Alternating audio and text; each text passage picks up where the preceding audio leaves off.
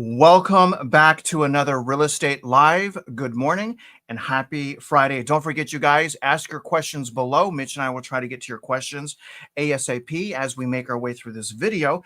And also, don't forget, you can come back to this video. Everything will be chaptered, so we will be reviewing about 4 different videos, taking a look at the overall market, inflation, a recession, and doing a mortgage update as well, where we give you guys kind of tips and tricks on how to shop a mortgage. And real quick, just wanted to say good morning to everyone. Dean, what's up, man? Just all the original people. We need to do more of these, Mitch. Dean, how are you? Danny, nice to see you. Exactly. Let's get together and get rid of property taxes. I can't wait to tell the viewers, Mitch, and we're going to be releasing a video here shortly on a bill that Mitch has been working on for the Texas House of Representatives. So if you guys think that we're joking about property taxes, do not think that. We are making progress, and we're really excited to share that with you. Good morning, Vovo. I always appreciate hearing from you, sir. Night Cry, always nice to see you as well. Eric, good morning. Dan, in the dirt, good morning. I love being in the dirt, as you guys know that. Cash Bonds, good morning to you as well. All right, so we're going to get started right now, you guys. But first, really important, I wanted to ask a question. Mitch, how are you this morning? Good. It's actually going to be a nice day here for the change. It's about 57 out, blue sky, slight breeze. Not bad. Yeah, it's been nice. My allergies have been absolutely crazy. It's been hard to get back into normal after being gone for so long. Proud of you guys. Appreciate you. Thank you for joining us, Dina. Good morning. Good morning. Thank you, Eric. Is going to get rid of, well, we're going to try. It's not going to stop us. Good morning. Good morning. Good morning.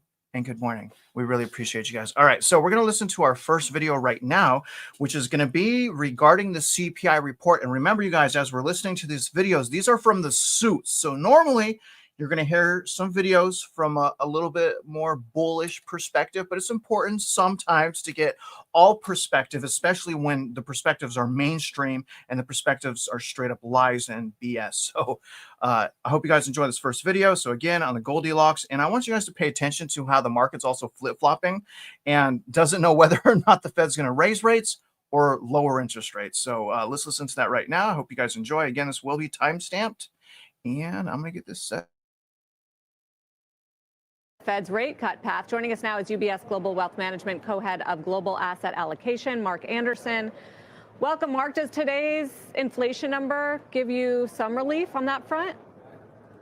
I think it does. This was just a great report for everybody. It was great for the equity investors out there. It was great for the bond investors. We're both long U.S. equities. We have an increased duration position around the U.S. 5-year on Treasuries. So it was great really on all of those accounts. I think a lot to the discussion you were just having, I think there has certainly been concerns out there that there would be a path for the Fed to start talking about the possibility of hiking interest rates again.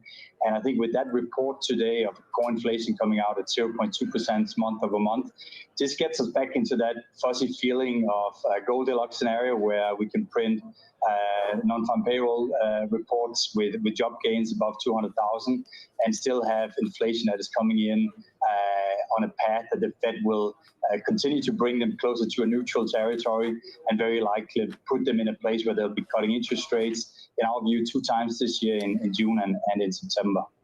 But it doesn't quiet the questions over the incoming administration and what they will mean for the bond market, which are really starting to heat up. Everything from fiscal to inflation as it relates to tariffs and to tighter immigration policy. You know, on one hand, we're hearing from some of the banks on earnings, and it's very positive for capital markets activity and for the economy. But on the other, there's still uncertainty. So how do you think about bond implications there? Oh, I think bond markets are likely to do relatively well. I mean, we have been expecting for the bond curve to steepen a bit. That's how we've been positioned for some of our private clients here at UBS. So we think that with an incoming administration where we're not yet sure to which extent are we going to get tax cuts, what exactly is going to happen on fiscal and that trajectory.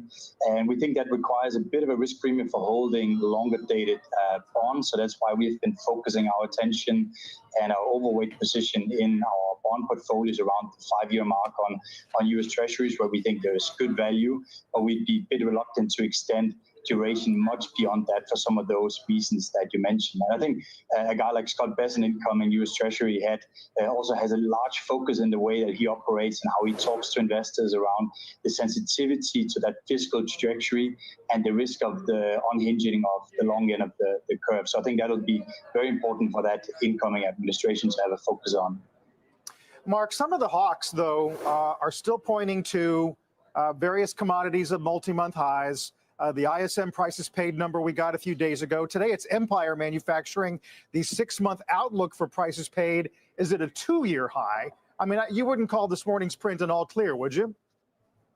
No, I wouldn't call it unclear, but I think what's very important about the print that we had this morning was just that we sort of seemed to be, we were stuck in over the last 4 months in a place where the monthly core reading on inflation was at a 0.3% levels. Now we got a 0.2, which is exactly that pace and the clip that we need to get the Fed comfortable to keep cutting rates further. When we look at commodity prices, they're sort of stuck in a little bit of a special place, because we're seeing that manufacturing sectors, when we look at the PMIs, they're sort of suggesting that the manufacturing sector is not doing too well. That should suggest that commodity prices should not be as supportive maybe as they have been. On the other hand side, we're seeing some of the transition metals, the industrial metals, if anything, the precious metals such as gold, where we have a very optimistic outlook as well, be it around gold and silver. In addition, something that is both benefiting from geopolitical uncertainties, the fiscal trajectory that we talked about before. So a lot of things in there for investors to digest.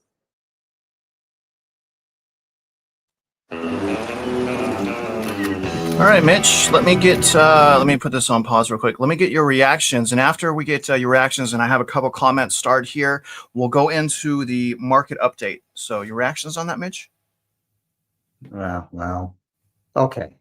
So keywords: Goldilocks, path, neutral. What do they mean? Zero. CPI, the numbers in the CPI, 30% of the original formula for CPI is missing. So therefore, it is the CP lie. Then he gets in a minute and a half into his statement, and he mentions 2 more keywords: overweight, portfolio. So in other words, he's painting the picture of the narrative, and the narrative is designed to promote his business, which is fine. But most of that conversation was complete hot air, right? Because the market is going to do what the market's going to do. It's called the efficient market hypothesis. The numbers of the market right now here, this very second, are the real numbers. So he's saying, well, give me money and we're going to overweight our portfolio in this direction. Doesn't mean he's right. Doesn't mean he's wrong. I don't know what he's doing. I don't know if he's using options. I don't know if he's buying indirect futures. I haven't got a clue. But the point is, either does anybody else that's listening to him. He didn't disclose what his portfolio is. So again, CNBC pushing complete, utter nonsense, designed to paint a narrative either for CNBC or for that particular gentleman. I wouldn't listen to any of that crap. The market doesn't know what's going to happen, Mitch. I mean, they're totally full of crap. And it's crazy to me, how many Americans listen to what's going on with the market when we have no investment in the market. Why does it matter what the upper elites, or I'm sorry, the rich, or I'm sorry, the kids in heavily debt? What does it matter what they're doing to mom and pops? I mean, the only reason it matters is because they take our money, our pensions, our 401ks, and they use that money to play the game. If it's me, I don't want them to take my money, Mitch, and gamble that and add to the inflation and bring prices higher. Yeah, I think the important point of what I just said is the denominator must be the median household income, which that's Main Street. That's the real money. That's where the real math is. And all these other things, when people begin to understand that, they say, well, wait a minute, I don't need any of this. It doesn't touch my life. If you want to be in the market, you're in the market. Learn how to trade, right? But you cannot be whatever he's saying, whatever he's doing, literally in the market. I'll take the opposite side and I'll make money from it, right? Because I understand what's going on. I don't have to believe any of this crap. You look at the chart, you look at the technicals, you understand some of the fundamentals. Okay, you've got a theory, stick to it, and understand how to trade the options around it. But the point of the matter is, What is the point of his conversation? The key words, what he said was overweight and portfolio. That's what he's doing there. He's promoting his company. I just hate the stock market, brother. I hate the stock market. I know that you are an expert in all that stuff, the financing, how it works. And to the viewers, Mitch and I are working on a school, working on more classes and doing live. So eventually, when kind of things settle out a little bit, Mitch will do courses and classes on how all of that stuff works, options, things, option trading, all of that type of stuff. So I'm looking forward to that. But I have a comment right here from Dan in the Dirt. We still haven't been able to buy our first home yet.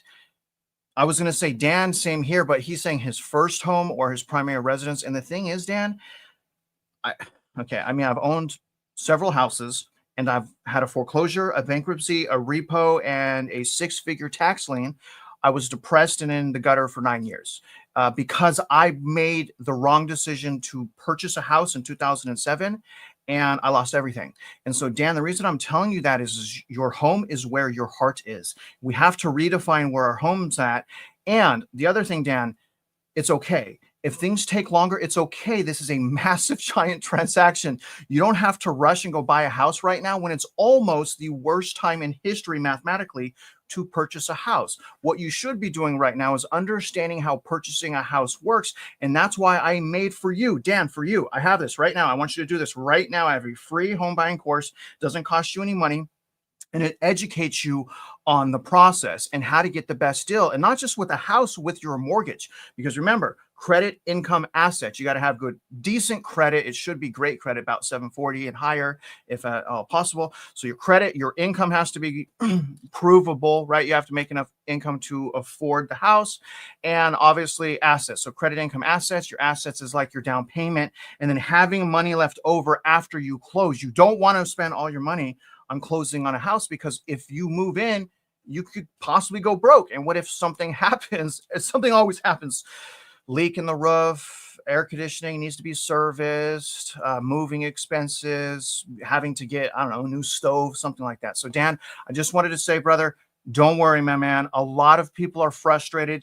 Just don't use your emotions. Use the math to find a deal. The housing markets are incredibly bifurcated right now, until we have a total full-fledged depression. But right now, housing markets are bifurcated. And sir, within the housing markets, remember, it's also bifurcated because every subdivision, and subdivision is like a neighborhood, so sections of subdivision is different. So you have to understand those things. You have to look under the hood. And I'll give you a clue right now if you don't take the course, and then I'll move on to the next thing. Comparable data. So you have to review the comps, do the math on the comps, figure out if there's wedge, meaning purchasing property well under market value. Like, for example, I want to buy a property with at least 25% to 30% in wedge. So I don't want to buy a property at market value. So it's going to take me some time, and I'm okay with that because I love my life, my family, and I don't want to rent. I don't prefer to rent, but I'm happy, and that's the thing. And Dan, I really appreciate you commenting. Thank you, brother. Be patient, strengthen your credit, income, assets, and become an expert on doing a market analysis, all free forms I've made for you. That was a long-winded answer. How are all of these local pensions going to get paid? This is to you, Mitch. How are all these local pensions going to get paid? Let's just say ISD, school district pensions. What terms will go into the loans to cover these pensions? Will this fraud continue? To you, Mitch. Unfortunately, for the time being, the frauds are at multiple levels, be it the municipalities, because certain things have been bought based on pet projects. The straight answer to the question is a lot of these local pensions will end up having to be worked down to the point where, let's say that the school district did not participate in criminal activities, but they were somewhat foolish. The odds are we've got something working right now where those bonds will be paid off and worked down. However, for the school districts that were participating in criminal activity and had levered their balance sheet 20, 30, 50 to 1, the reality is they will probably have to take bankruptcy. So it's a tale of two worlds. Things where criminal activities have occurred will require bankruptcy. Things where they overspent and were stupid, there's a pretty good chance they'll be able to be worked down. But we're seeing stuff coming in from across the United States that is just, it's the same story repeating itself, but certain school districts, the only word to describe them is just straight up criminal. You've got school districts that signed 313 agreements that levered 8 million into well over 100 million worth of debt. And they're basically taking the position of a developer without a guaranteed return on investment or a guaranteed return of investment. There is no way to bail them out, just none. You've got other school districts that have levered $250,000 per household to pay for things like a school stadium. There's no way to bail this out. The population isn't there to bail them out. So yes, it is a very tough problem, but it will have to be worked down because the interest clock is cumulative and it's compounding. So it's basically, even if you shut it off today, it's still going to take 1.5 years, 2 years for the governments to say, okay, enough is enough. It's a problem. Mitch, we got like 3 or 4 more like really good comments that I want to put on the screen before I move on to the next segment. So remember, you guys, so I told you this is chaptered. These comments are too good. But first, I wanted to say thank you to Danny Daydreaming. They tipped us $20. Been waiting and saving. That's the key, Danny. That's that right there, just the savings part. The fact that you're saving money is a great thing. I'm going to say this right now. If we can't save money, we are broke. If we are in credit card debt, we are bankrupt. We just don't know it yet. If you're doing well, you need to be able to save money after your expenses. If you're making like $250,000 a year, to me, that's a ton of money, but you can't save any money. Then, I mean, why are you working like hard? Why are you working crazy? You got to save your money. Danny, been waiting and savings to buy a house in Southwest Florida since 2022. Thank you, Mitch and Travis, for all you do. Danny, I have been appreciating your support. You've been definitely a light in some dark times. So I appreciate you. Thank you for all your encouragement and your comments. I have some other good stuff here. Here's a good one right here. I really like this comment. I got this one, Mitch, don't worry. So this one's, okay, so this is from Jaffe. I'm new here. You know what, Jaffe, is that from not Lord of the Rings? What is it? What is it? Game of Thrones. Do you remember Joffrey from Game of Thrones? You know what? Never mind. I'm so sorry. I'm all over the place. Where is the money to be paid for things property taxes go towards? Where's it going to come from if property taxes are eliminated? I got this, Mitch. I got this. Don't worry, Raymond. Where's Raymond, by the way? Don't worry. We just did an amicus brief yesterday. Hopefully that video will either be out today, maybe Sunday. Here's the thing that's crazy. Texas, all right, sit down for this, had a surplus of almost a little tiny less than $24 billion, predominantly from sales tax. We had, as a state, a surplus, too much money, by almost $24 billion, predominantly from sales tax. So we don't even need sales tax to go up to the 15% when we have massive surpluses. The thing that I'm trying to point out is, if they remove property taxes, there's ways to pay for everything else. The point we're trying to make is yes, there's a ton of ways to get money from other places. Stop taking our properties. We need to be able to own something as Americans. I mean, look at the people that are on fixed incomes, retired on East Coast Florida, that retired in a condo, and now they're being kicked out of the condos because they have $250,000 special assessments. And they're on a fixed income, they can't afford it. We have to be able, that's just an example. My point is, we have to be able to own our house and not be kicked out on the street, especially if a tragedy happens. So again, $24 billion surplus. So that's really cool, actually. All right. I gotta do just, oh man, this is good. This is also good. And I'm going to be done after this comment. Mitch, to you. It's hard to say this because, I mean, when did we just immediately go to trillions, right? We're talking about billions. I feel like for my whole life. Now we're talking about trillions. $20 trillion in quantitative easing coming by the end of the year. And by quantitative easing, let's just say money printing and not just mortgage-backed securities. If they do mortgage-backed securities, it's going to doom us. What are your thoughts on quantitative easing coming by the end of the year, Mitch, and for 20 trillion? Do you think that that's an accurate number? Nobody knows what they're going to do, but the question leads to the ultimate answer, which is why I've been pounding the table to shut the Federal Reserve down. It can't be trusted. If that 20 trillion really did come to fruition, you would have the Weimar Republic by definition. You cannot print that type of money and think that inflation isn't going to go through the roof. So it's a problem. The Federal Reserve, again, is there for the banks, not for Main Street, not for mom and pop.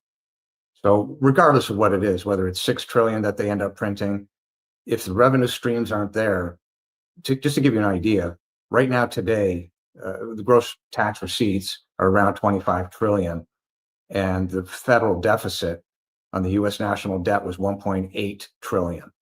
Well, if you said I want to retire just $2 trillion worth of outstanding U.S. national debt, not even talking about the unfunded liabilities, the gross domestic product would have to go to 51 trillion tomorrow morning. The probability of that happening, and it's just simply zero. It isn't going to happen. So anything over and above printing $1 is in fact creating inflation. It is in fact reducing your purchasing power. And to the point where you were a minute ago, Travis, talking about why is it so important to own the asset and own the land beneath your feet? Well, if you don't, your equity is being stripped out of your house. So if you buy a house right now today and inflation keeps running, your purchasing power is going down. Well, in 30 years from now, what would be your amortization schedule where you own that house? Do you know that in 3 years from now, you will not be able to make 10 cents in profit on that house because the real estate taxes are so far hyperinflated, right? They figured out, well, we're going to tax the inflation. That's what your current tax is doing, which is why the real estate tax must be eliminated. The real estate tax must be repealed in its entirety in favor of the uniform states sales tax. And the document that Travis referred to, there's a video coming up, and we were asked to create it, and it's going to the House Ways and Means Committee, and it's going to be released in the public. We have the solution to all of this. Yeah, I'm really looking forward to that video. We're going to do our market update right now. Really but first I wanted to throw this up for you. Is Mitch consulting with the Trump administration? Well, it would be a good thing if you were, but I don't think you are, Mitch. And I am afraid that I am losing my signal here a little bit. Can you guys just comment below? Am I getting glitchy? Let me know. I just froze that because I had to scratch my nose and I didn't want to do that live, but we're going to go into our market update right now. So let me just switch cameras and let me know if we're having any issues with the syncing. So we're going to start looking at the 10-year treasury. And people are like, or I got a comment like, you mean interest rates are skyrocketing? Yeah, overall they're skyrocketing. But I wanted you guys to know that ever since Tuesday, we've had a drop in the 10-year treasury of approximately 20 basis points. So from Tuesday to today, 20 basis point drop in the 10-year is kind of a big deal. And they're saying that's because of CPI. But right now, again, sitting at 4.5%. Now, a year ago, we were hoping that this would go to 4%. So we've been elevated. It's slowed the housing market down. This has been good. And remember, we watched the longer end of the yield, the 10-year, 2030. We watched the 10-year specifically because it tracks residential mortgage rates. Now let's look really quick at futures. So the market's not open yet. Interesting. Where's the Dow at? Okay, so the market futures are up, actually up a decent. NASDAQ up 284, S&P 42, Dow 241. That's actually pretty impressive. Gold down a 0.5 point. Silver, Mitch, taking pretty big hit today at a drop of 2.33%. Crude oil down slightly at $78 a barrel. Let's take a look at the VIX. This is just, my God, man. I mean, the VIX is low. VIX is low, so not a lot of volatility according to the market. They're pricing it out of the market. This has been dropping. Absolutely crazy. Remember, within 1 year, this was at $65. I'm not a trader, Mitch. I'm not a trader, like a stock trader. I'm not a trader, or any trader for that matter. Like, don't be a trader. Don't stab me in the back. But I do look forward to eventually possibly learning from you, Mitch, and starting the school. But VIX down today. Let's take a look at this, guys. This is really crazy. Okay, this is the 5-year break-even inflation rate. Federal Reserve does not want inflation expectations ungrounded. They want inflation expectations grounded, and you are not seeing that here on this chart. The inflation expectations 5 years from now is 2.51%. Remember, the goal is 2%. They're over goal. And not only are they over goal, the expectations are literally, let's see here, as of Tuesday, they were at 1-year highs. So the inflation expectation is really bad. The last time it was near this high was in April of this year. Let me show you guys the 5-year outlook. So you guys can see that the Federal Reserve is a complete waste. They're only lying to us. We do need to shut them down. Remember, before lockdowns, inflation expectations, the 5-year break even was 1.67. So it is ungrounded. The expectations are going up because people know that inflation is sticking around, unfortunately. Now, as far as what the market believes the Federal Reserve is going to do next with interest rates, they're like the next time they meet, which is January 29th. And remember, when they meet, they're changing the federal funds rate, okay, not mortgage rates, the federal funds rate. So their market's basically saying they are definitely not doing anything come the next meeting. Let me show you guys March as well. Most of the market does not think that they're going to cut rates, the federal funds rate in March. You see that right here, 65.6% of the market saying no cut. Let's take a look at May real quick. May's pretty crazy. So this has adjusted 50-50 on May, sitting at 49.6%. Let me show you guys June. So it looks like when June comes, that's when the market's starting to say, all right, by June, we expect the Federal Reserve to start making interest rates cuts. All right, so let me go on to the next thing right here. This is crazy, you guys. Mitch sent me this morning, so I haven't had a good chance and opportunity to really dig through this, but I can't believe that this report exists. This is improper payments. So this is information on agencies for the fiscal year of 2023. This is showing you guys, I can't believe that there's a chart. This is showing you how they're wasting our money and not spending our money appropriately. Again, look at this, improper payments. So the government is improperly spending our money, and the total amount of money that they spent improperly in 2023 is $235 billion. The government improperly spent in 2023 $235, not million, billion dollars. And when I look at that, my heart sinks. It's completely disgusting because, the families in Tennessee, Western North Carolina, really anyone that was affected by Hurricane Helene could have used that money.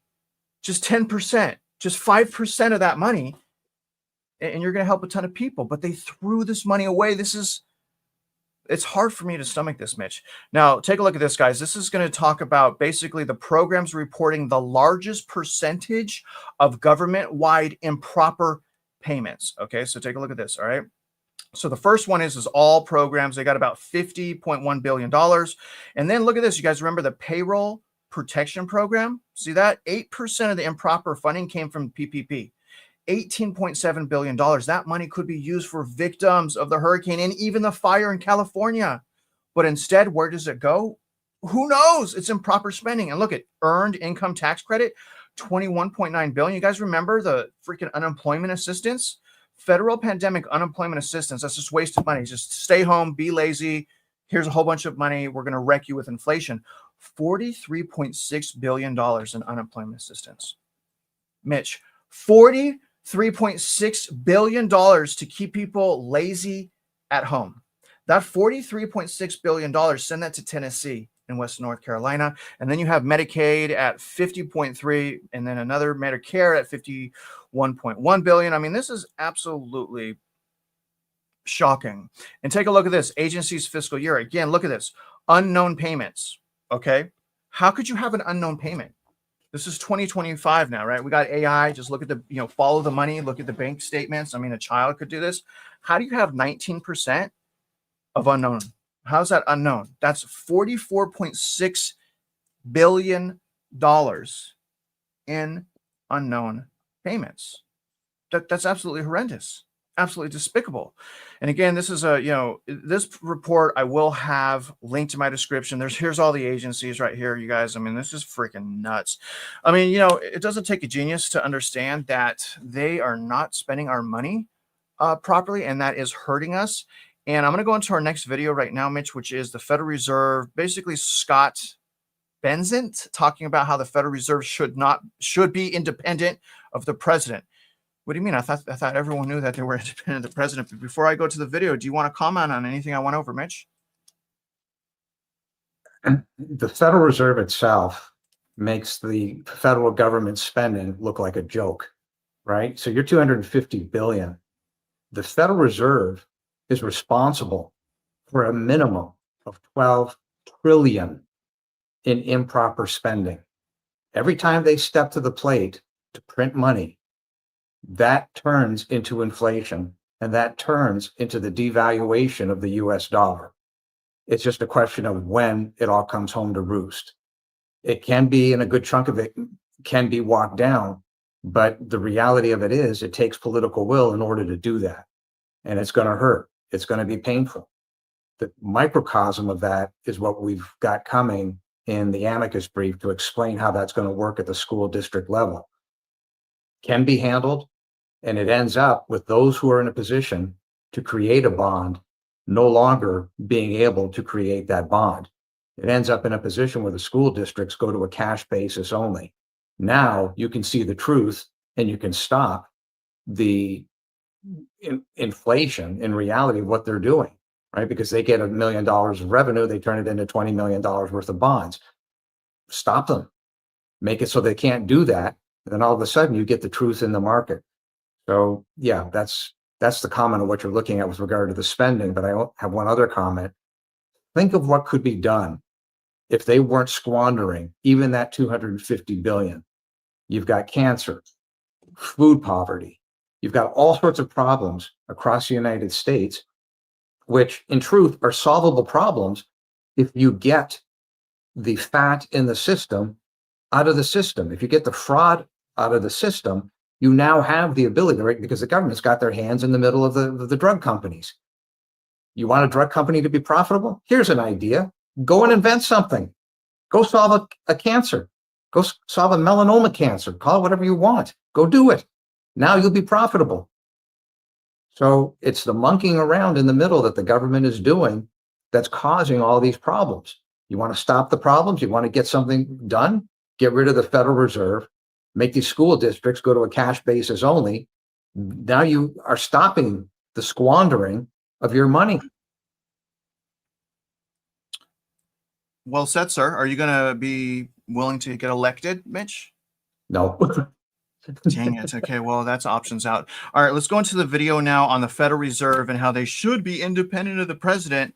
And after that, we're going to go back into the questions and we'll start answering some of those. Let me put us on mute, Mitch, so we're not echoey. And let me know that the audio is okay. Also talked about this. President Trump has stated that he thinks that the president should have influence over the decisions of the Federal Reserve. And we discussed this in my office, and I appreciate that opportunity. Does it continue to be your view that the Federal Reserve should be independent of the president? Of course, and I actually believe that the notion that President Trump believes he should have influence, there was, I believe, a highly inaccurate Wall Street Journal article saying that he believed something to the effect of he should be in the room. President Trump is going to make his views known, as many senators did. 3 senators, including 2 on this committee, called for, there was a jumbo rate cut in September, 50 basis points. 2 of the senators on this committee called for 70. I'm not asking my senator colleagues. I get the politics on their sides. I'm asking you. But let me just say, you don't deviate from our conversation that you think that there should be independence. I think on monetary policy decisions, the FOMC should be independent. Yeah, they should be independent, but they're not independent, Mitch. I got a couple comments here. I want to throw this up. Okay, so real quick from Jacob. He's saying, I'm in the middle of getting a house right now. Can I get a new rate? I'm not 100% sure. So here's the thing, Jacob. If you're in the middle of purchasing a house, then you haven't got your rate yet because you haven't closed. So if you're asking if you've locked your rate, can you relock your rate? And so if you've already locked your interest rate, which guarantees your interest rate from the lender, and it's a process of purchasing a house through the mortgage, if you've locked it already, you cannot relock it unless, and there's a big unless, you tell the lender to bust the lock. So you can bust the lock, but you have to wait 30 days, and everything is different. This is general rules. You have to wait 30 days to relock, or you have to go to a different lender. So if rates go down they drop like crazy to a full percent, it might, I'm not saying it is, I'm saying it might be worth looking at switching lenders. But you also have to be careful because you don't want to mess your loan up. And I don't know anything about your loan. I don't know your debt to income ratio. I don't know your risk factors, but that's how locking your interest rate works. Okay. So once it's locked, unless you go to a different company or you bust, wait 30 days and then relock. Great question. And I think I answered that. Okay. And then here we go. Let's see this. Trav, the interest is not near as concerning as the fake equity bubble is. Why isn't anyone talking about the atrocious run up on that? One, we haven't seen in history. That's the problem. And I would say, Dina, well, we do talk about that a lot. As far as median sales price and sales prices go up, we talk about that a lot. And we look at national payment to income ratio. We look at the PE ratio, and we look at delinquencies and defaults. And we don't use data. We reviewed Black Knight data, but there's a lot more data that looks at a bigger picture that's showing people are missing their home payments. So the thing is, the mainstream doesn't want to talk about that, Dina. I mean, it is what it is. They also don't want to talk about income. So they don't want to talk about price run up, and they don't want to talk about income, which are really important things. Okay, let's see here. Mitch, to you, sir, I believe that the municipal bonds here in California that passed have been funneling into property taxes, yes, to pay salaries and pensions of all public employees and school districts. That also includes kickbacks. You want to comment on that, Mitch? Yeah, it's true. I mean, that's the bottom line. The school districts are really there, not for the children. They're really there for the pensions. We've got the proof. We've shown it. That's coming up in this amicus brief that we've got. There's no doubt that it is clear. And to that point, we literally have put out in multiple videos asking anybody, if you have a school district that has given you a bond schedule, given you a balance sheet with proper notes, and given you a sources and uses, we would like to see it. Because so far, with over 5 million views just in the last 90 days, we've got zero because it doesn't exist. And this includes it from one of the wealthiest communities, even here in Texas. So they lost a bond election not too long ago as a result of what we're doing. So the more people that know, the better. However, that doesn't mean that those entities aren't going to try the same nonsense again, hold their hand out, will give me money for a bond. Here's the point. If you can't see what's going on in a bond schedule, you do not know what bonds have been paid off or will be paid off, or what is even happening with those bonds. You don't know what the balance sheet is doing because there's no notes attached to it. And you don't know what the sources and uses are. There's an extraordinarily high probability that your school district is committing fraud. And that is one of the reasons why we're pounding so hard on this. Now people are beginning to wake up and say, well, wait a minute, that's our tax money. But you see, the inflation value in your house isn't real. So in the last 5 years, they created 21.25 trillion worth of overvaluation on the houses across the United States, from which 450 billion roughly was stolen by overtaxation. Well, how is that if you say that according to the government, the inflation rate 2.6%? Well, okay, except that that's 100% in 5 years, right? There's no mathematical justification whatsoever. There's no law whatsoever. USPAP, Uniform Standards of Professional Appraisal Practice, that doesn't help. The bottom line is the central appraisal districts across the United States are participating in a mass fraud. And every dollar that comes in to that central appraisal district that goes to the taxing entity that owns the schools, every dollar, generally speaking, gets levered 20-1. So not only are you on the hook for your real estate tax that's constantly going up well in excess of inflation, now you're on the hook, according to them. It's not true, but they believe that you are the implicit guarantor of their bond debt. And that isn't true. And that is why we're saying, okay, you schools that participated in this, these actions are criminal. And therefore, these bonds will be wound down, and or the school district will have to take bankruptcy. The idea that a school district has the authority to even raise bond money is what we're trying to stop through this amicus brief and through the bill that we're now working on to get it through the House Ways and Means Committee here in Texas. And by the way, Texas can be the leader across the United States.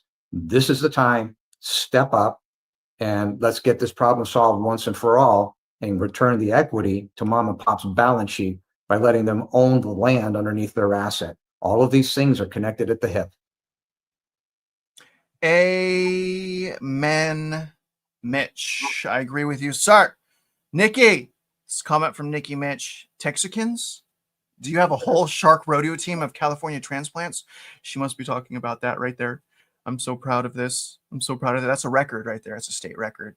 Doesn't matter. In case you guys don't know, I am a glorified catch and release, emphasis on the release. Okay, so take DNA sample of land-based shark fishing. I absolutely love it. It's what I do to vent. Super exciting. Here's a good comment right here. I thought this was good because kind of as people come in, you know, and they don't realize what we've been saying and what we've been showing for the last 2 years. I wanted to respond to this. If y'all are saying everything is going to keep going up, which I'm not saying that. I don't know who said that, but the inflation is going to go up. Money printing is going to go up, but I didn't say all prices are going to go up.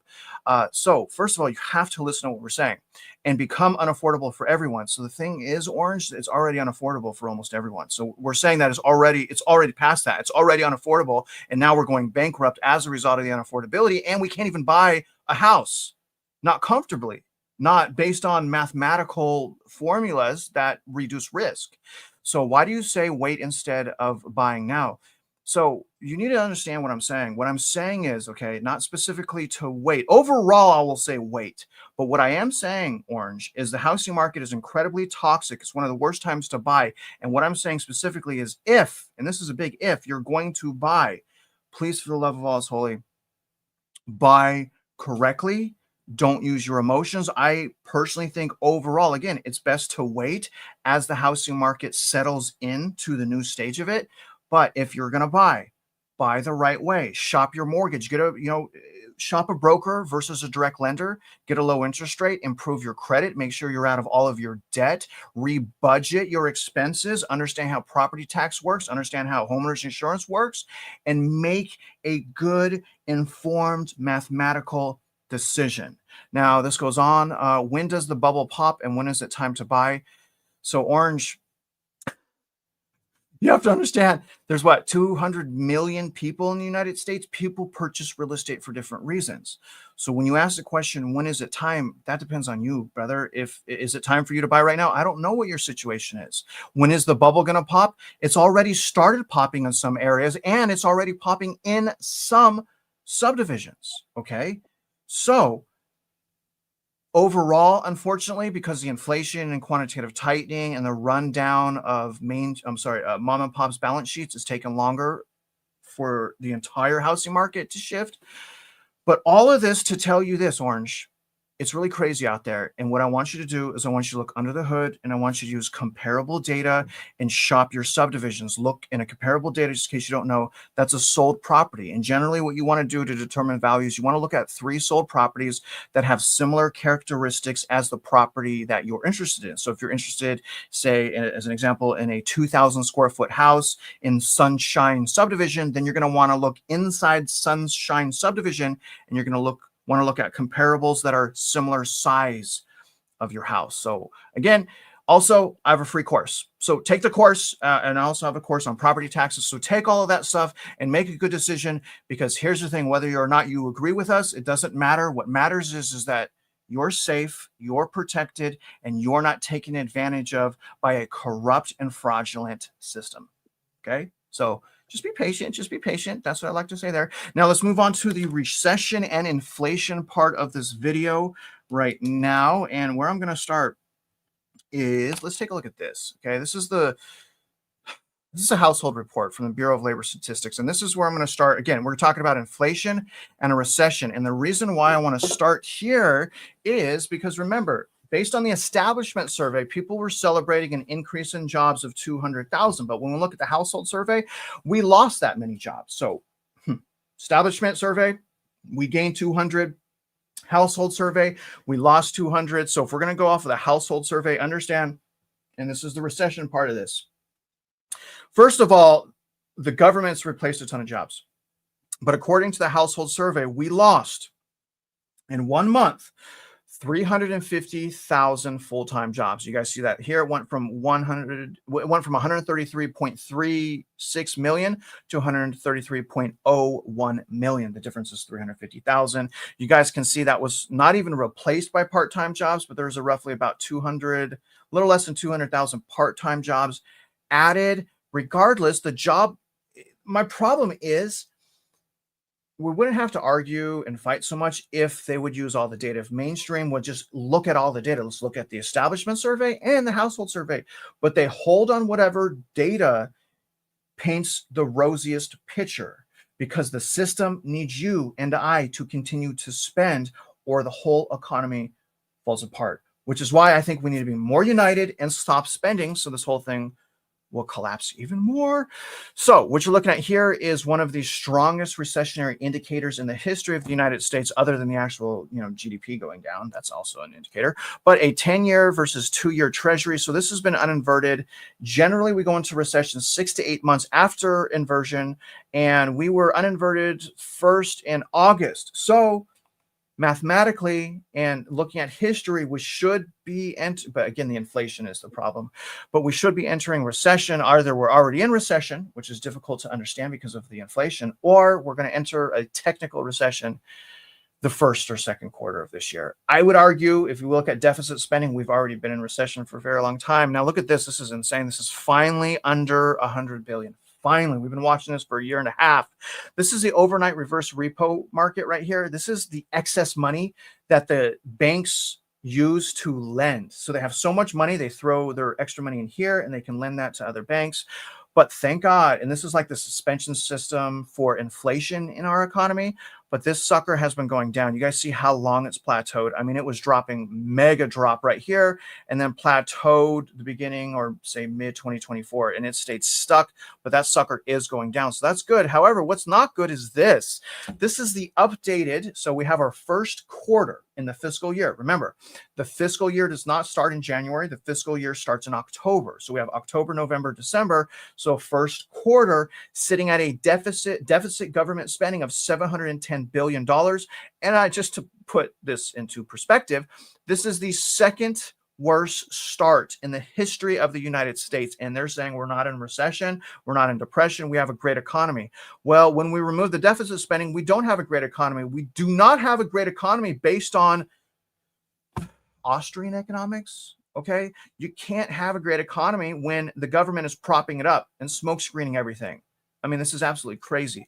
Anyways, if we analyze that, it will be $2.8 trillion in deficit spending, but right now we're sitting at 710. Let's look at what is this here? Okay, this is a U.S. Treasury general account, so plenty of inflation to go around still. The Treasury general account has $651 billion to wreck you and I. So plenty of inflation. They're just dying to get that money out in the economy to jack us all up.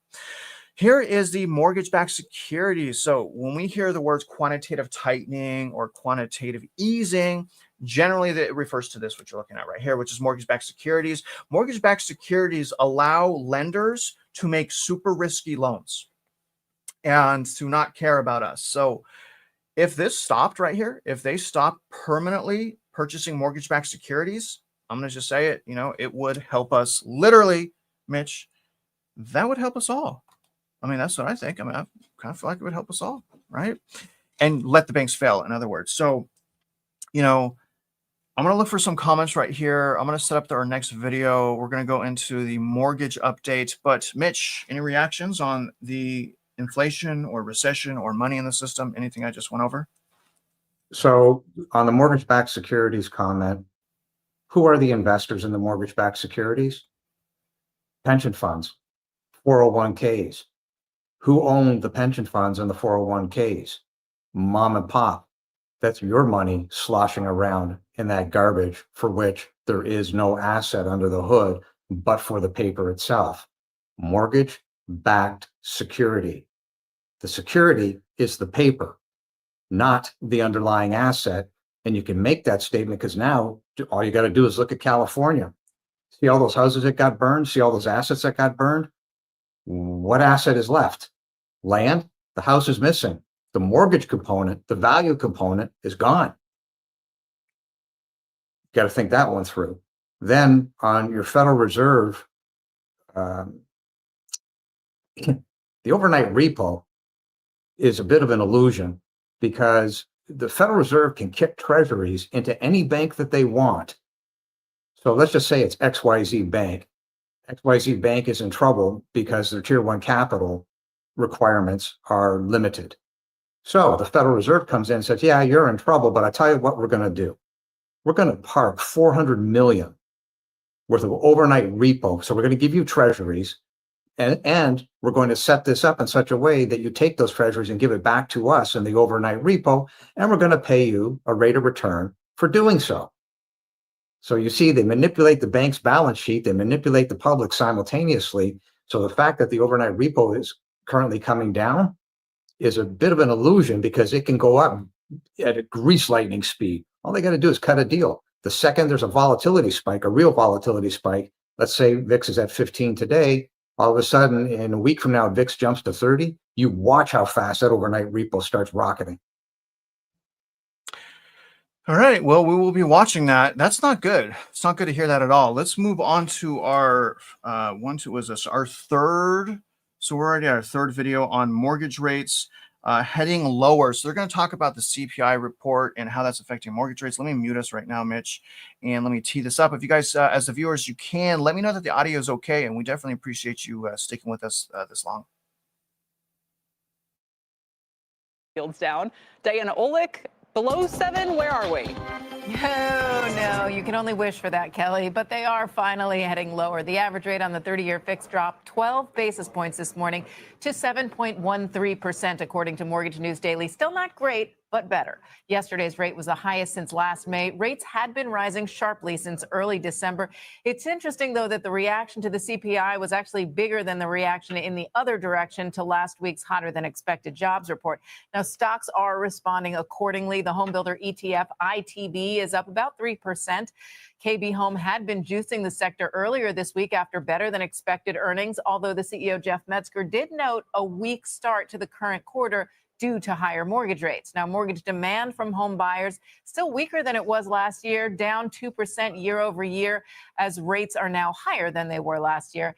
And it's not just rates, home prices are still higher. In fact, Fannie Mae just put out a report showing price gains actually accelerated from Q3 to Q4 of last year. So, Kelly, the good news with the bad news with the good news. And that's, again, we look at the response, amongst the home builders, which were facing kind of a difficult 3 months. I think they were down about 15%, but you got this 1-2 punch. KB's results are better. Now they might get a teensy bit of mortgage relief. Right. There's always hope. And if mortgage rates continue to come down, they will do even better. The home builders can buy down the rates, but that's been hitting their margins quite a bit. And we've been hearing about that in their earnings releases. All right. Diana, for now, thanks. Appreciate it. Diana. Okie dokie. Let me unmute you, Mitch. That wasn't too much there. I'm just going to go straight into the mortgage update. I got so many comments marked here for us to go over. Let me put the mortgage. Let me actually do a timestamp for the mortgage update as well. So here's our mortgage While update. you're doing that, I just want to make a comment. So when you have a 30-year note, let's just say, because you did pull up about 20 minutes ago, the 10-year Treasury.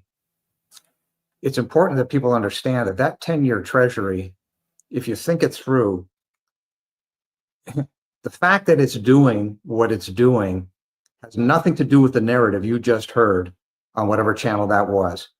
So the 10-year Treasury is literally like 2 days ago was at an all-time high in our current economic cycle. Okay. Well, if the Treasury is up like that, it's trading on a technical basis. So the pullback you're seeing that occurred, I believe, just yesterday and the day before, 2 days. Okay, this thing's been on a run for 3 months. So when the Federal Reserve came out and said, yeah, we're going to lower interest rates, the result was that interest rates went up, right? The market says, yeah, we don't trust you. We don't care what you're saying because it's complete nonsense. Why did interest rates go up? Because the risk is in the market. The risk is compensated for by the increase in the interest rates. So when they say, well, but look at this, isn't this wonderful? The interest rates came down 2 days out of 3 months. They're painting a picture that is A, delusional, B, from a technical perspective, it was going to happen because it's gone up 3 months in a row. So what's happening? Where are we right now today? From a technical perspective, we're going to get 10 bars, 2 legs. So it's going to go like this, it's going to come up, it's going to go like this, it's going to bottom out under 10 bars, 2 legs, and it's going to start continuing to run back up again. It's trading on technicals. These stations are completely clueless. The information they're putting out is completely clueless. They're painting a narrative that's designed for whatever purpose, and it is nefarious, to take people's money and make them think that everything is fine. Well, if everything is fine, then why does the Federal Reserve itself exist? If everything is fine, why is it you can't see the notes to a balance sheet of the school district? Why is it you can't see a bond schedule that says what bonds were paid off, when, who had the bonds, and what happened to them? So the idea that everything is fine is straight up delusional, and it is intended to paint a picture. It's a narrative that's got nothing to do with the truth. Well said, sir. I'm glad that you insisted on saying that, because that's the 100% truth, brother. Why is it so hard for people to get it? I mean, it's just the math. We don't have to assume. We can just do the math. Oh, wait, this is not the, oh my gosh, this is the comment. Austin, text me, man. I miss you, brother. I hope you're doing well. I just wanted to say that real quick. All right, we're going to go back into the mortgage update, and also look at the 10-year. I pulled that up and left that there because look at it's like skyrocketing back up. What the heck is going on? Do we know what this move is from, Mitch, yet? Oh no, it's just trading on technicals, right? If it goes down, it's going to go back up. You know, it just is what it is. It's got nothing to do with the narrative. Yeah, That's I didn't crazy. know I mean, that was happening right now. So yeah, that's crazy. That's crazy. All right, let's go back into the mortgage update, and let me move my cameras right here. So this is what we're sitting at. I'm going to give you guys some pointers as well, because mortgage is extremely important. It stands for a death contract. If you refinance, you start your mortgage all the way over again. So don't assume it's a great idea to refinance, or that you should refinance if your rate just drops 1%. Okay, because it depends how long you've been paying, and it depends on a lot of things. But regardless, this is the interest rates for today, sitting at a conventional. Okay, there's different types of loans, but conventional, which is the most popular loan, is sitting at 7.07%. There's only one single advantage of a conventional loan over an FHA, and that is mortgage insurance, as long as you have over a 680 credit score and more than 5% down. So your mortgage insurance sitting at 7.07. Again, at conventional. FHA has a lower interest rate and generally lower mortgage insurance. The reason I said conventional is usually better is the mortgage insurance, or MIP, mortgage insurance premium, or upfront mortgage insurance premium, lasts forever on FHA. Unless you have 10% down, then it lasts almost forever, sitting at 11 years, whereas conventional, you don't have to have PMI or mortgage insurance if you have a 20% down payment, or if you reach 80% LTV and write in, you have to literally contact the lender, or if you reach 78% LTV, then they legally have to remove it. In other words, just do your homework. VA is sitting at 6.5%, 15 years sitting at 6.48%, and put it in perspective. The FHA has the same interest rate as a 15-year fix. So FHA has lower interest rates, lower down payment, lower mortgage insurance, and it's easier to get.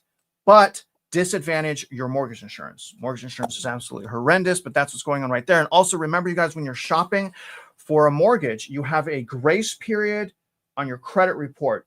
So when someone runs your credit, it's called an inquiry. Inquiries will harm your credit score, but there are grace periods. And when you shop your mortgage, the last that I heard, it's a 30-day grace period. So if someone's going to pull your credit, make sure you shop your mortgage within that grace period so you can make sure you get a great deal. And generally, a broker is going to have a better or lower interest rate than a direct lender. So definitely shop a broker as well. Now let's keep going here. All right, so here's demand. Okay, so demand is in blue, and the interest rate projection is in orange. So this is a 1-year outlook of refinance. And essentially, refinance volume has been going up, even though, I mean, interest rates are basically the same. So look at, so refinance has jumped up right here. And all that happened is rates went from 6.78 to 6.08. So they didn't even go down a full percentage, and you had a massive jump in refinancing. And what that tells me is people are not refinancing for the right reasons. More than likely, this spike is from people that were desperate and they needed cash out probably to pay their bills. Now, when we go down here to purchase indexes, this is really crazy. This one is like, this one shows us right here, Mitch. So we're looking at how important price is and how important income is, because the interest rate trajectory, again, is in orange, right? So the interest rates have kind of been all over the place within the last year, but the demand has not changed. Demand has stayed the same. And again, median income and prices way too high and median income way too low. And that's why demand has not changed. It's in the gutter. Even though interest rates dropped down, look at this, interest rates dropped down here, but the only thing that went up is refinances. Purchases barely changed at all. What does that tell us about the values of houses right now? Probably that they're drastically overvalued. Now, you guys know I love talking about amortization schedule, because this is the math when it comes to getting a loan. Remember, a mortgage is a death contract. When I put the average loan amount, it's roughly $324,000, and I put a 30-year loan in here, and I put today's interest rate of 7.07%. Remember, you guys pay back a total of $781,500 on $324, because the reality is your true interest, if you pay this for 30 years, is more like 140% if. Okay, so it's really like 140% if, and there's a big if, we don't count property taxes and homeowners insurance and HOA. When we count those things, your true cost is more like 200%. Remember, if my house goes up, say, 3% in 1 year, but my property taxes are 3%, then the county just took all of my equity. Remember that, guys. Remember that. But I also want you to know this, okay? The way that amortization schedules work, you guys can pay off a whole bunch of that thing and make a big dent in your savings. You see here, I have this highlighted. See this balance that says 305 to 11? The difference in 324 and 305 is about $18,800. If you guys pay down when you first get this loan, $18,800. So if I have roughly $19,000 in cash and I put that on my loan as a principal reduction, so I'm using it to pay down my principal, I save 5 years and over $120,000 in interest. And the reason is because this is front loaded. It's front loaded. Remember that, with interest. Okay. If I make an extra payment, say of $400 per month, let me calculate this. The loan turns into from a 30-year to a 19-year loan. And I save in total interest. Where's my total interest saved? Right here. $187,000. If you guys can, if you're watching this, say that out loud with me. Saving $187,000. You that are watching can save $187,000 if you do. Well, I don't want to give financial advice. I'm not a financial advisor, but if you pay extra money towards the principal of your mortgage, don't forget that. Now, I also want to remind you guys, if you want to get an accurate payment on what your mortgage would be on a property, either call your mortgage loan officer or fill out a payment calculator for a conventional mortgage. And one thing that I want to remind you guys is the important thing to calculate is your PMI. Because again, remember, that's your mortgage insurance, okay? But if you want a kind of a roundabout idea of payment, just come to a calculator like this and put in your property taxes, your homeowner's insurance, put in all of that stuff. And let's see here, I'm going to set up our last video right here. That's the mortgage update. And then our last video is going to be on Redfin. It's from Redfin on the California wildfires. So I just lost Mitch. Mitch, oh my gosh, I'm all alone. I don't know what to do right now. It's like I have tunnel vision, like everyone's watching me. Oh my God, Mitch, where'd you go? All right, we're going to move on to the housing update from Glenn on the California wildfires. Let me just put a timestamp. Hopefully Mitch will be back by that time. I'm going to mute myself and let me know that the audio is okay. California, everyone looking for a place to stay. They're also getting emerging reports about price gouging. For more, we're joined by Redfin CEO Glenn Kelman and our own Diana Olick. Welcome to both of you. Diana, kick things off. Thanks, Kelly. And thanks to you, Glenn, for joining us. I know Redfin is based in Seattle, but you have a huge presence in the Los Angeles area. How many agents and how many offices do you have there? 500 agents and 5 offices. And what are you hearing from those agents? Since I've seen that there are reports of them getting thousands of calls on a single property listed over the weekend. What are they telling you? People are desperate for housing right now, especially rental housing. Redfin agents, like many agents in the area, are now representing people on rentals pro bono. There's really no money in that business, but it's obviously what we need to do to rebuild our community. Many people who listed their homes have withdrawn the listing and instead decided to rent it out. and they're trying to get top dollar for it. So this was already an inventory constrained market, and it's just gotten much, much worse. And what about price gouging? We're hearing on the rental side, of course. I mean, some homeowners who wanted to sell are raising their list prices, those, as you say, that are taking them off the market to take advantage of rentals. Are you seeing those rent prices just soar? Well, we haven't aggregated any quantitative data on it yet, but anecdotally, you hear about people suddenly asking for double the amount of rent. This is in an area where the median income would have to be used for 80% of the rent. So people already were having a hard time making their nut. And it's just going to get much harder now because so many people are displaced. Glenn, it's Kelly here. Can you give us a sense of how many properties are even available to be rented, or I don't know if it's Airbnb? I mean, how much inventory is there for all the people who are displaced right now to stay in something roughly approximating the area? Well, there were 17,000 units heading into the fire. I think many people are now opening up their homes, trying to rent them out as Airbnbs. So it's a really volatile situation where we don't know just how many beds are going to be made available over the next month. We have seen communities like this in Tampa Bay and Hawaii recover more quickly than people realize, but it still is going to take a long time to rebuild all these homes, 2 or 3 years at the least. And LA is going to look completely different when we're done, just because it's been rezoned for much higher density than we had in places like Pacific Palisades or Malibu before. And Glenn, looking just about 6 months into the future, we already know that LA is one of the highest priced markets in the country. The median price around $900,000, even higher in the Pacific Palisades. For existing homes right now in the LA area that were not part of the fire, do you expect to see home prices soar over the next 6 months? And by how much do you think that gain is going to be? It's really hard to say because the fires haven't even stopped burning. So we don't know how many people are going to leave the area. We don't know how many homes are going to burn. We have seen just over the past week that more people want to list their home than buy a home. So I think Southern Californians are having second thoughts about living in fire-prone areas. But the other factor that you just have to think about in affordability, we used to think only about home prices and mortgage rates, but now we also have to consider home insurance rates. That is the third factor that no one really had to worry about. But in some cases, especially in the riskiest areas, insurance rates are doubling, tripling, quadrupling. And I think you had 13% of California agents last year say that a deal didn't come through because the customer couldn't afford the insurance. And so that would lower the value of the home, because when you put that insurance rate, that additional rate that would be for a home buyer, that's going to lower the value. But how does the value of the home get affected by the fact that perhaps there are not services around, that it's going to take a year or two for the entire neighborhood to rebuild? Does that lower the value of homes that are still standing as well? Yeah, I mean, there are so many puts and takes here. It's really hard to say. On one hand, you're just going to have less inventory. And on the other hand, you're going to have homes that are the only homes standing on a block.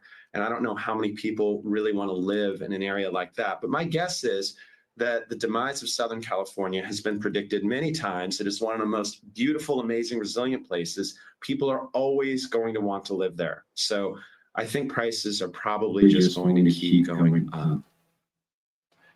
All righty, that's from Glenn. So he's saying the usual thing. Prices are just going to keep going up. And let's move on real quick to the final portion of the video. Let's do some Q&A.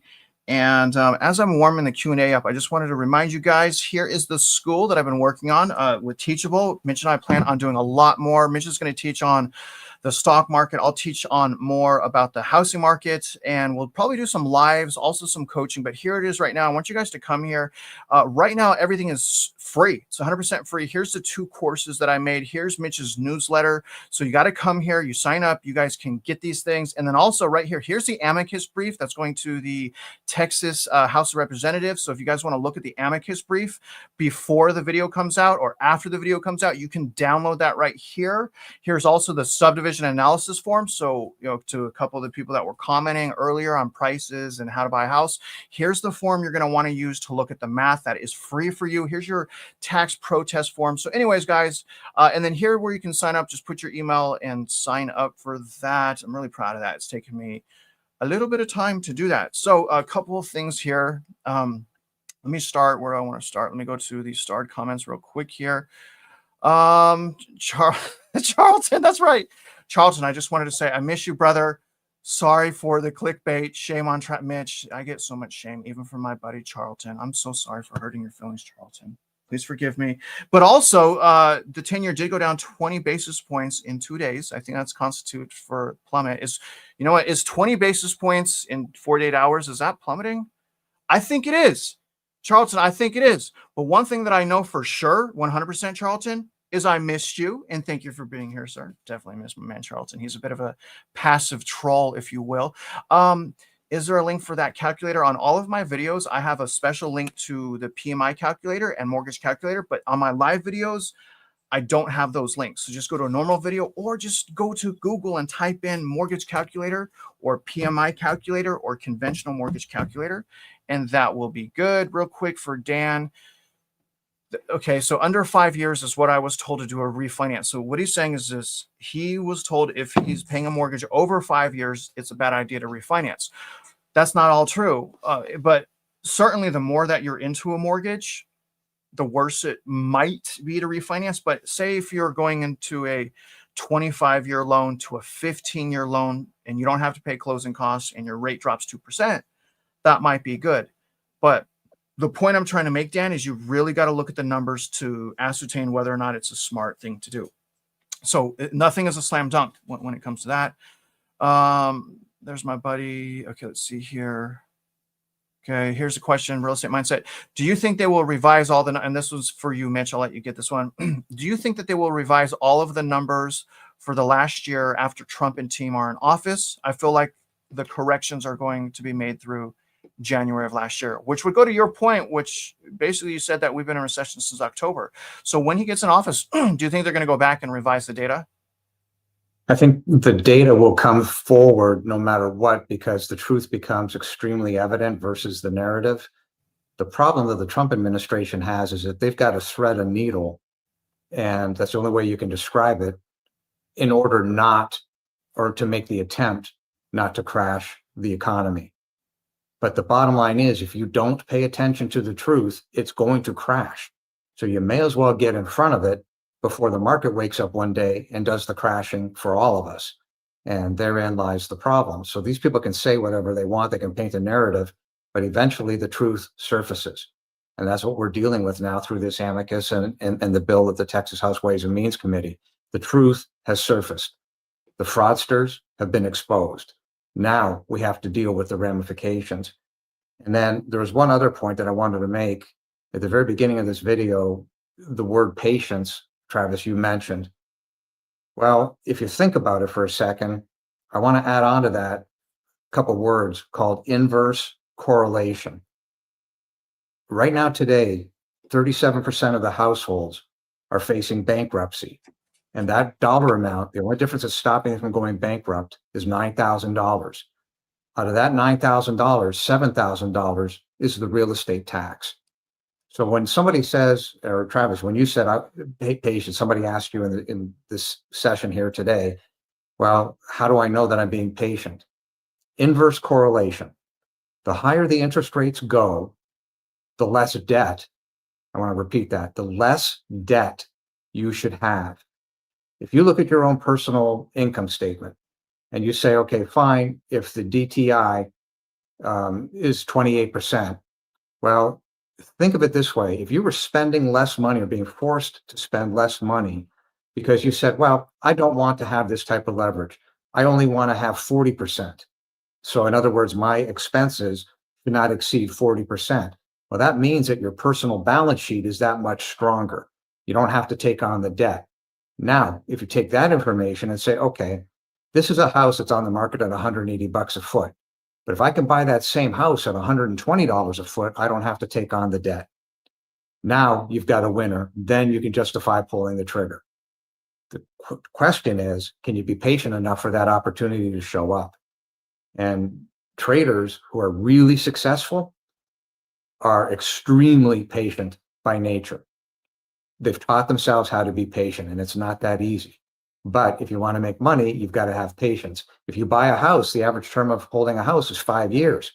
Well, if you say, okay, I'm out in 3 years, run the math on what Travis just showed you in an amortization schedule. you're not going to make any money. You're going to lose money. Therefore, being patient pays. Inverse correlation.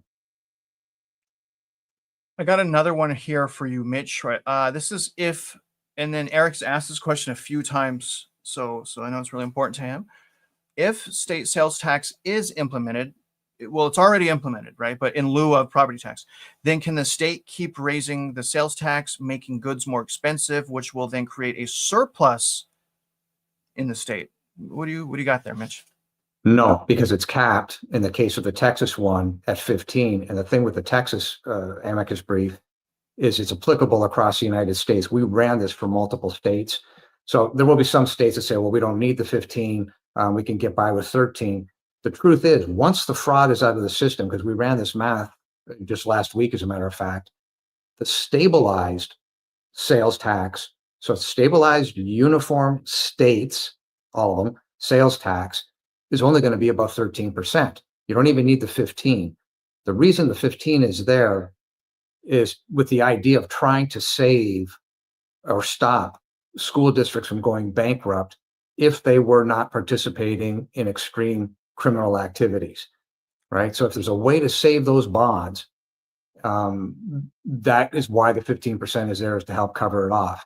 It doesn't even take into account the fact that the state of Texas has got a surplus, unlike the state of California, which is completely upside down. So if California implemented this, tens of billions of dollars of fraud would come out of the system in 12 months. And that's what this is showing. So no, the states won't have the right to raise the taxes. Again, this is all capped. The bonds at the school districts, no school district will ever be allowed to raise 10 cents on a bond. This is forcing them to go to a cash basis only system. All the fraud comes out, all the nonsense from the superintendents comes out, all those people who are getting pensions that don't have tenure and or didn't pay into the system, every stitch of this is now exposed. The only way to expose it is put the hands of the state comptroller controlling the payments.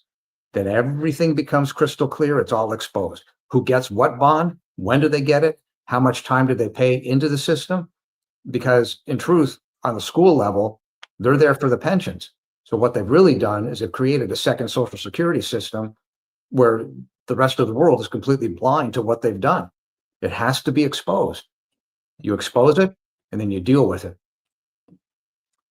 This is an interesting, good answer. This is an interesting comment right here. I have a feeling that on Monday, the mainstream media will start saying how bad the economy is doing. I'm assuming that Coors is saying that because that's what, when we have a new administration. You know what's interesting, Mitch, is because I've thought about that actually.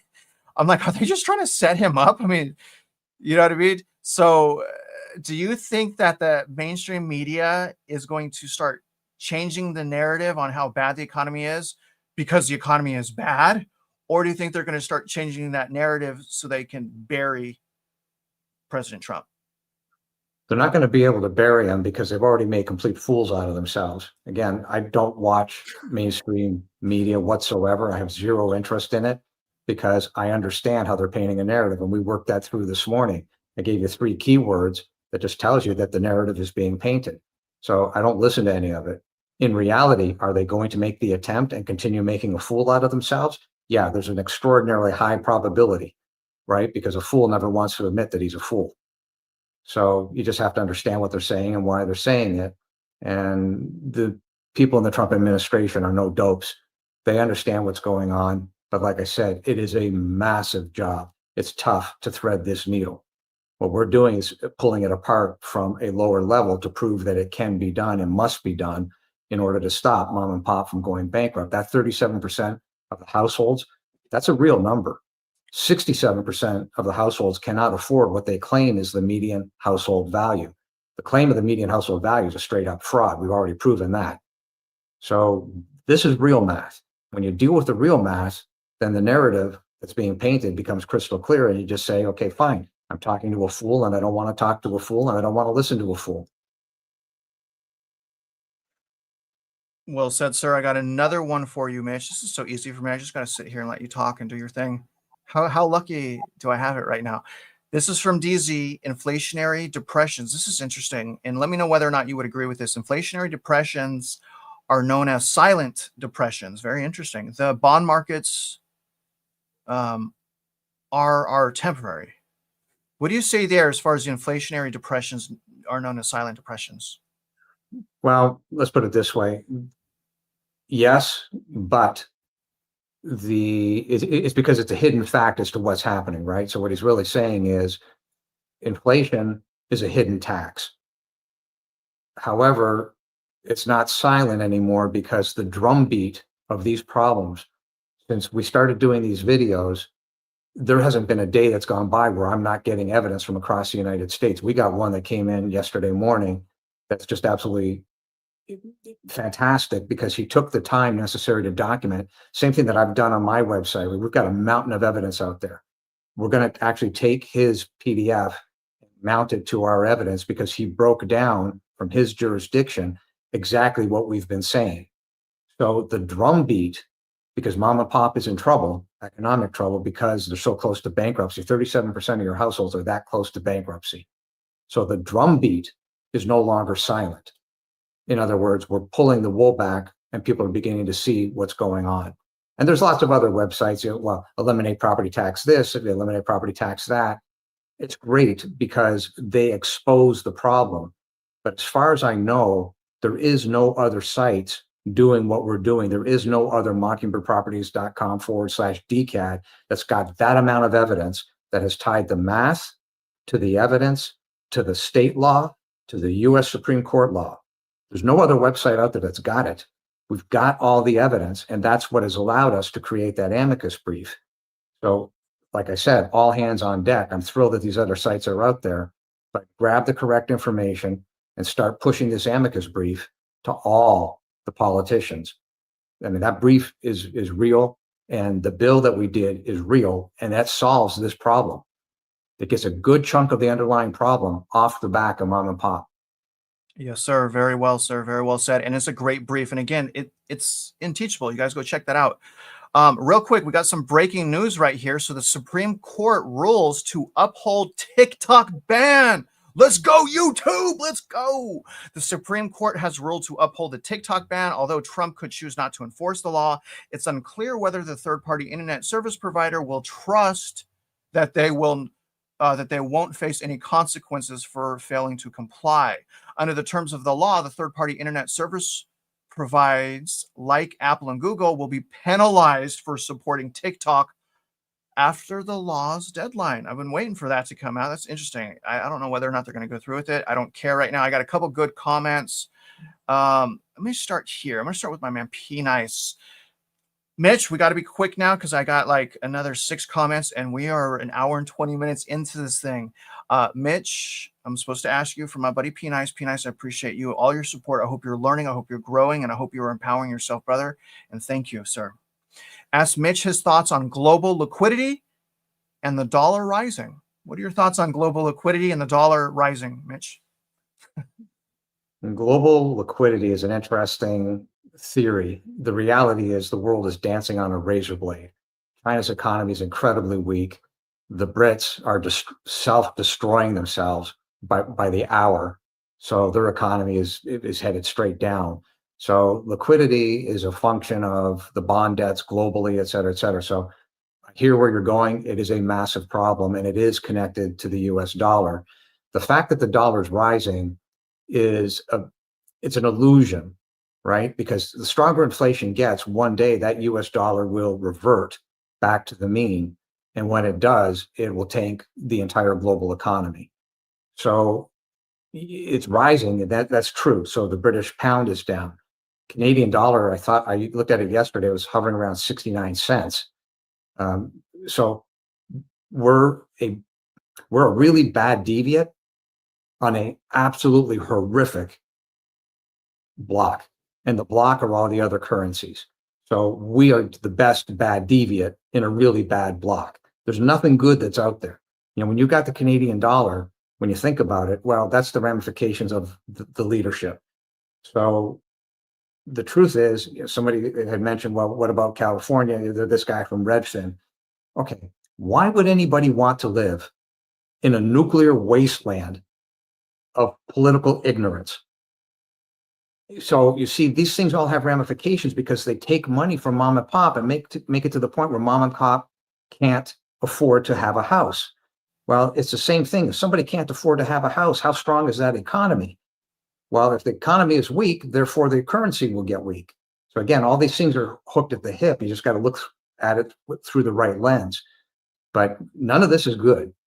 But the only way to fix it, you start from the ground up and start saying, okay, fine, just like we're doing here in Texas, we're going to get rid of this tax in favor of the uniform states sales tax. You get rid of the fraud out of the system, and now you've got clarity. And little by little, you keep chipping away at these problems and rebuild a real economy, not based on fraud.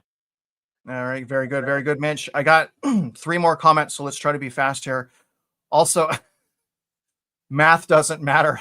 Emotions matter. That's what the sheep would tell you. That's That's hilarious. Your emotions matter to you. I get it. All right, we got a comment here from Brojo's 420 Cafe. And by the way, Brojo, thank you for the support. We really appreciate that, my friend. End all taxes and go to a consumption tax. Interesting 3-tier tax plan. Tier 1, poor. Tier 2, everyone else. And Tier 3, luxury tax on all items over a certain amount. Thanks for your work, guys. And then quickly, Mitch, because we got to get going. But can you comment on your thoughts on Brojo's comment here? You know, there's all sorts of warnings. I mean, he's on point. I get where he's going. So the reality is that it's not nearly as horrific on the sales tax side. You don't have to, because we've seen reports that were trumped up reports. Oh, it's going to be 26%. No, it's not. It works at 15, and that 15 on the uniform state sales tax literally will cover off the vast majority of school bond debts. Anything past that vast majority, fine, tell the school district to go take bankruptcy. The point is, it's solvable. If people would simply wake up and look at the math, this is solvable. So you don't have to go crazy, because when it's stabilized, let's say in 3 years from now, it drops from 15 to 13. Well, that's perfect, because it puts every single buyer, doesn't matter if you're buying a chocolate bar or you're buying a 2x4, every single purchase of an item is now on the same playing field. You buy it, 13%. Perfect. Doesn't give you an advantage over the next person, doesn't give them an advantage over you. Uniform. And that's how you accomplish the task. Very good, sir. And I got one more. Okay, so one more here. And again, I really appreciate you guys following along. Probably one more. Mitch, to you, sir. Do you think the real capitalism is dead as of the 80s, and what we are now is formally stealing from mom and pop? I'll kind of ad-lib that a little bit. What do you think? Do you think capitalism died in the 80s, Mitch? No, I think the fraud took over real capitalism, and real capitalism is where the world, see, all the poverty in the world that's existed has disappeared as a direct result of capitalism. When you inject fraud, then the poverty comes back up. The only number that matters is the median household income. All this leverage in the system, all this bond debt, okay, all this pension nonsense, right? Because they have to invest all those trillions of dollars that the Fed printed. Well, that creates fraud. And when fraud is being created, it ends up on the backs of mom and pop, and that's what you're seeing. So you need true capitalism. You've got to be able to look at a balance sheet and say, yeah, okay, this is a good company. It's only got 30% debt. It's got free cash flow. Well, the same thing occurs to mom and pop's personal balance sheet. The problem is it has stripped mom and pop's personal balance sheet. You don't own the asset beneath your feet. Nobody does. Doesn't matter if it's a commercial building or not. Commercial or mom and pop, you don't own that asset. And until that asset is restored, if you want to go and retire, you buy a house today under a normal amortization schedule. In 30 years, that house will be bought and paid for. You've got that asset from which you can retire. So in 30 years, you buy it at $300,000 today. Let's say in 30 years, it's worth $400,000. You got $400,000. It's all great, right? Because you own the asset. You're not paying real estate tax in perpetuity based on a fraud. It's the fraud in the system that's causing these problems. You've got to get rid of the fraud. You've got to restore the balance sheet to mom and pop, and that solves all these problems. And that is capitalism at its best. Capitalism minus fraud.